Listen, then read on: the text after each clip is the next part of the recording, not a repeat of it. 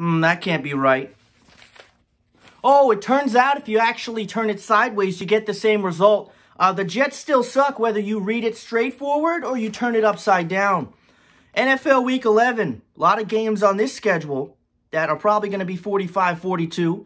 Well, if you're watching the Titans, those are probably your final scores because I think the Titans said, wow, Tannehill and Henry are so great, let's stop playing defense!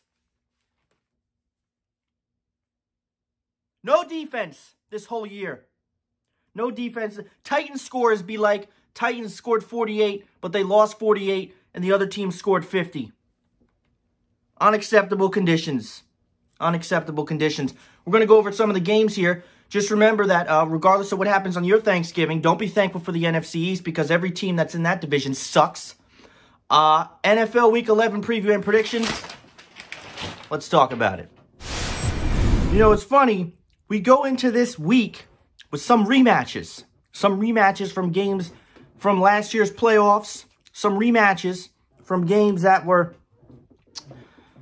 defeats. Kansas City will have a chance in a rematch against the only team that has beaten them this year. We have some other games. Some games we blowouts. This week is a week mixed of games that will be blowouts. High-scoring games. No defense. A few good games in the mix. Some awful games. And some games that'll probably be better than you thought. This week is probably the most balanced week in NFL, at least in a while. Seattle and Arizona Thursday night. Seattle gets the win. I did not think that Seattle was going to lose twice to Arizona. Seattle's been on a little bit of a decline since their year has started, or not has started, excuse me, the last couple of weeks. Seattle hasn't exactly been where they want to be. You know, they're still a great team, but they've lost some games. Arizona, on the other hand, has been red hot. They had come off that win against Buffalo, that miraculous Hail Mary to DeAndre Hopkins, the one and only DeAndre Hopkins. And then we go into this week, and Seattle beats Arizona in a very close game, and I expected that. I didn't think that Seattle's losses were going to continue for a really long time. But on the other hand,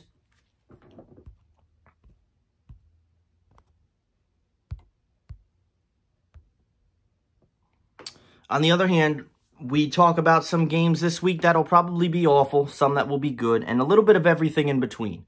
The first thing we're going to talk about is the game between the Titans and the Ravens.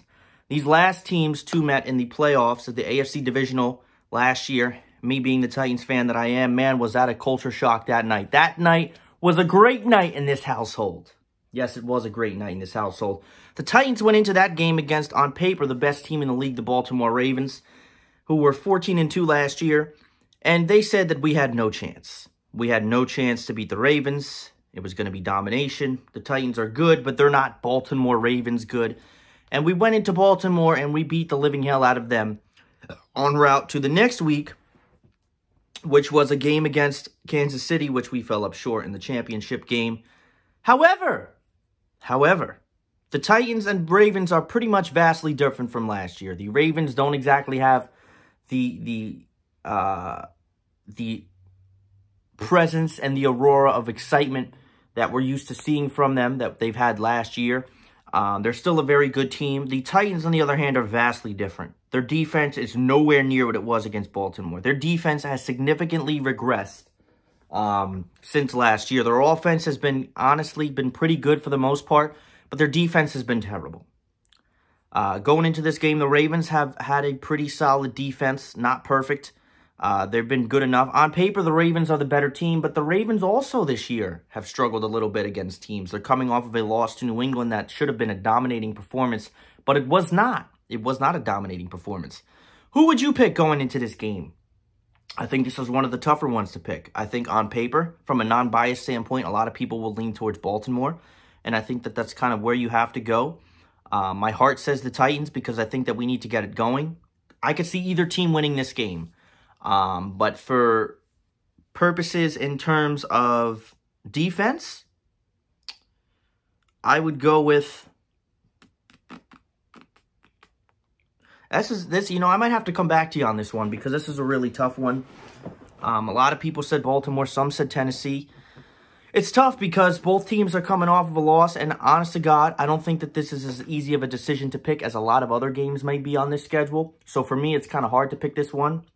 Personally, I would go towards Baltimore just because I don't like the Titans' defense right now. I don't like the way our defense is playing whatsoever. And I think that Baltimore would be the better choice, at least going into this game. The Jets and the Chargers. The Jets are still winless. And we are at what point in the year? The Jets lose this game, there will be a miraculous 0 for 10. Not a lot of teams can say that they've done that trait, but the Jets might be one of them, and they probably will be. The Jets are playing the Chargers, who, despite being 2-7, have shown a lot of upside in Justin Herbert. Justin Herbert being the young quarterback that the Chargers decided to go with after one failed week of Tyrod Taylor, which we knew was coming. Justin Herbert's been great for the Chargers. The Chargers' offense is very good, and I think that Justin Herbert is due for a stat sheet kind of day against the Jets. The Jets are coming off of a bye week. Prior to that, they had a game which they almost got their first win against New England. Despite that, we don't have to worry about the Jets winning this game. They got a chance, not really. Chargers offense should put up a lot of points, and it should be a stat sheet day for Justin Herbert. Please excuse the glare from my glasses on this right here. This is really killing me right now. We'll try to put it down. Let's see what that does. No, that's not even... it's worse. It's worse. Let's see this. I got an idea. Coming off of that... No, that's even fucking worse. Oof. Not even going to edit this out. Coming off of... or what will be a stat sheet day, I'm going to go with the Chargers in this game. The Jets are going to continue to lose games. I think they have Miami next week. That's going to be another blowout. It's really hard to sit here and say, you know, a lot of people say the Jets will win a game, but here we are, 0-6, 0-7, 0-8, 0-9. This will probably be 0-10 for the Jets. I didn't think the Jets were going to be good this year at all. A lot of people didn't think that, but damn, did we not expect this. The Chargers should win this game, considering that their offense is very, very good and underrated. Again, this is one of those, the Chargers are one of those teams that is 2-7, but don't let a record fool you. They're a lot better than a team that's 2-7. They're not a great team, but they're better than that. Speaking of games that I don't care about, the Eagles will play the Browns on Sunday. The Browns will be without Myles Garrett, which takes a little bit of pressure off of Carson Wentz, who's had a very lopsided kind of year. The Eagles do not look good at all this year. Their offense does not look good. Their defense hasn't really looked good. Their pass rush has been pretty good. But despite that, the Eagles haven't really offered you much of anything. Cleveland, you know, despite being 6-3, I still don't like them. I don't trust Baker Mayfield. I don't trust Cleveland. I will never trust Cleveland. But I trust them to win this game against the Eagles because I don't think the Eagles have much to offer of anything. They really don't. And it's sad. The Browns' defense is not miserable. Their offense is very hit or miss. They don't have OBJ. Obviously, they miss him. But Cleveland, I would give more of an upside to in this game than Philly. Again, this is one of those games that can go either way, but I would put my money on Cleveland to win this game. Just because I think that Cleveland has a little bit more to work with and a little bit more going for them than Philly does. Philly doesn't have anything going for them, but it's crazy because every team, even Washington, statistically has a chance to win the NFC East. Usually you get to this point in the year. And the problem is that you're at this point in the year. The problem is that they all don't have a chance because the division is good and they're all climbing towards the top. It's not like the NFC West. They all have a chance because they're all awful and they can't win. But regardless, I'm going with Cleveland to win this game. Now, here's another one that's interesting. The Falcons and Saints. Now, going into this game, the Falcons fired their coach, Dan Quinn, and they've played quite a bit better since they fired him. Their offense has always been good. Their defense has played a little bit better. Again, their defense is nowhere where they want it to be. New Orleans, on the other hand, is going for an experiment. Drew Brees was hurt last week, taken out early in the game, and we know that New Orleans signed Jameis Winston to be their backup quarterback, going into the 2020 season. Now, they will have their hands full because it looks like Jameis Winston will start this game against Atlanta tomorrow. As of this recording, it is Saturday.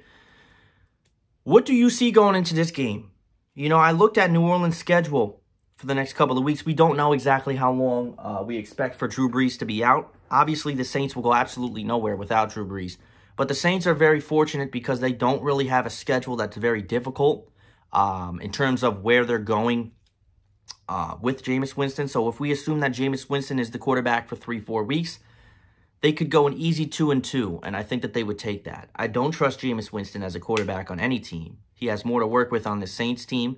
Michael Thomas hasn't really done much this year. He's nowhere near the... Well, obviously, he had the injury, but he's nowhere near where he was last year. breaking the reception record. Now, me personally, I'm going with New Orleans in this game, despite them not having Drew Brees. Now, a lot of people will say, well, that's a bit of a gamble. Could Atlanta win this game? They absolutely could. New Orleans played Atlanta, I believe, earlier in the year. I don't know, it might have been a couple of weeks ago, and they did get the win. New Orleans was not the same without Drew Brees. We all know that. But me personally, I would go with New Orleans just because I think the team is a better team, and they're much better than Atlanta. I think Atlanta's starting to play better, but I don't think they're anywhere in the conversation of a division title. Not by far-fetched. But I would expect this to be a good game just based on the fact that Drew Brees is not playing. The Bengals and Washington. Cincinnati, another team. Bad record, better than they are. They are not a great team by any means whatsoever. I'm interested to see this match. Now, a lot of people would say, why would you want to see the Bengals and Washington play? I'd want to see them play because Washington has a very good defense. Their team sucks. And Cincinnati has Joe Burrow, who's been very good so far for the Bengals, at least this year. I will go with Cincinnati to win this game because I think that they have more to offer. But Joe Burrow had a test last week against Pittsburgh's best defense in the league. And boy, did that not end well. That didn't end very well for Cincinnati. But again, Cincinnati is nowhere near the level of Pittsburgh. But I will go with Cincinnati to beat Washington because Washington can't score the football. And they just suck. But Washington's defense could make some moves in this game. But go with Cincinnati. Talk about, there's a lot of games on this schedule that I don't care about, at least this week. One of them is the Lions and Panthers. This is the type of game that'll go into overtime, and the final score will be 30-27. Just because the two teams match up better. Carolina is, Teddy Bridgewater's been playing okay, but Carolina is a better team than the record indicates. They're still not good. Detroit is up and down every week. I will go with Detroit to win this game against Carolina because I think that they are a little bit of a better team. Carolina could certainly win, but I think the money would go towards Detroit just because I feel like Matthew Stafford has had a decent season. And the Lions, they're not going anywhere this year, but they're definitely happy that they're making more progress than what has been in years previous. Obviously, we saw what happened last year when Stafford was hurt. And the Lions were without him, and they were absolutely miserable. I'll go with the Lions. Domination of the week coming up. Pittsburgh and Jacksonville. Jacksonville sucks. You can flip-flop the quarterbacks all you want. The team still sucks. Pittsburgh is on a godlike run right now. They have the best defense in the league. Their offense is clicking. They're 9-0. They're looking to go double digits, 10-0, and I don't think they'll have a problem. Jacksonville does not match up whatsoever against Pittsburgh. They are nowhere near the ranks of where Pittsburgh is. They have no business being in this game, and they will be sent home exactly the way they arrived. Losers. Pittsburgh should dominate Jacksonville. I'll go with Pittsburgh to win this game. New England and Houston. Houston's awful. Poor boy Deshaun Watson, man. Ever since they lost DeAndre Hopkins, and it's not all his fault, but ever since Houston lost DeAndre Hopkins, man, they have been a disaster. They have been a disaster. J.J. Watt does not want to play with the Texans anymore. At least that's what I'm told. I will not be surprised to see him leaving at some point in the future, just because, well, why would you want to waste your career on the Houston Texans, who need a massive rebuild? The Patriots, on the other hand, are coming off of a upset win against Baltimore. Do they build on it? I think they do. Me personally, do they win anything? No, they don't this year. Do they make the playoffs? I don't know. I don't know. Obviously, the AFC and the NFC have the extra wild card spots, but I don't know if I would get as excited enough to say that New England would get a playoff spot. They should beat Houston, and I will pick them to beat Houston because Houston's defense is absolutely abysmal. Their pass is awful. Their run defense is awful. Their pass rush is awful. I think Houston has the worst defense in the league, and that's something that seems to be a common thing in the AFC South, considering the Titans' defense has been pretty awful.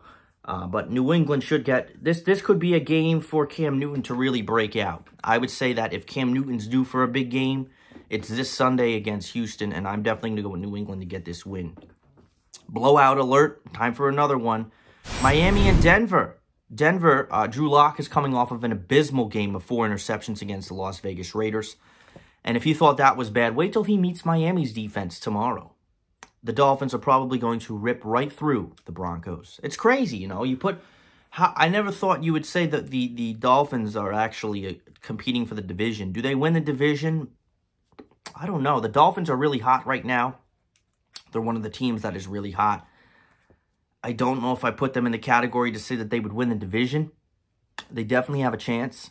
I want to see them play Buffalo again. Miami's catching their stride. Tua is playing well.